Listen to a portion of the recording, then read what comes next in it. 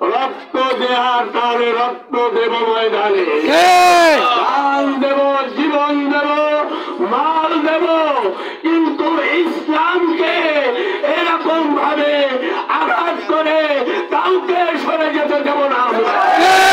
আমরা তাদেরকে জানিয়ে দিতে চাই, আমি কিন্তু এই মোল্লার সন্তান, আমি কিন্তু মোল্লার সন্তান, আমি কিন্তু উড়ে আসি নাই।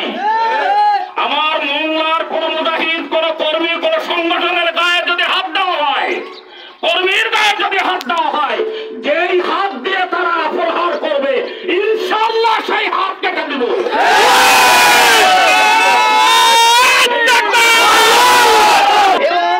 আপনাদেরকে বিশ্বের চরমাই এবং নাইবামি ফাজলুল করিম সাহেব সহ আমাদের কেন্দ্রীয় নেতৃবৃন্দ ওয়াদা করেছে, আপনারা একবার ইসলামকে ক্ষমতা এনে দেখেন, বাংলাদেশের মানুষ এরকম ভাবে টিকনাফ থেকে তেতুলিয়া স্বর্ণবর্তী জাহাজ ছেড়ে দেবে, ওই জাহাজের নাবিককে কল্পনা করতে হবে না যে জাহাজ চুরি হয়ে যাবে।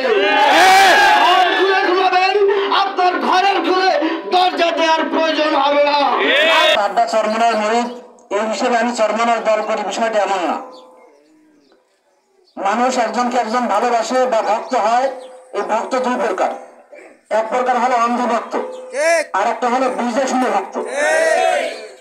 তো চরমনাকে আমি কোরআন এবং হাদিস অনুযায়ী যতটুকু আল্লাহ আমাকে জ্ঞান দান করেছে, আমার জ্ঞান মতে 100% হকের পরে আছে।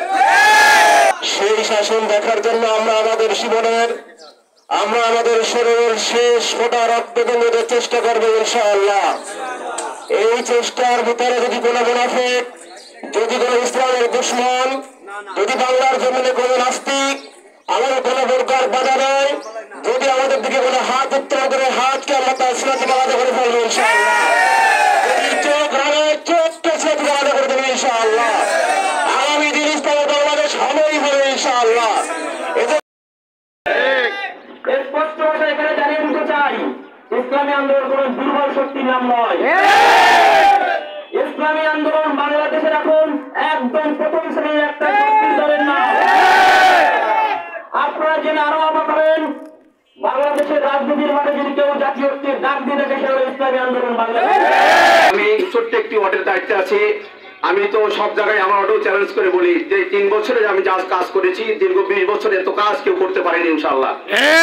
বহুত মানুষ দেখেছি, বহুত বড় বড় পদ নিয়ে বসে আছে, মনে হচ্ছিল যেন তারা মানুষ না ভাগ।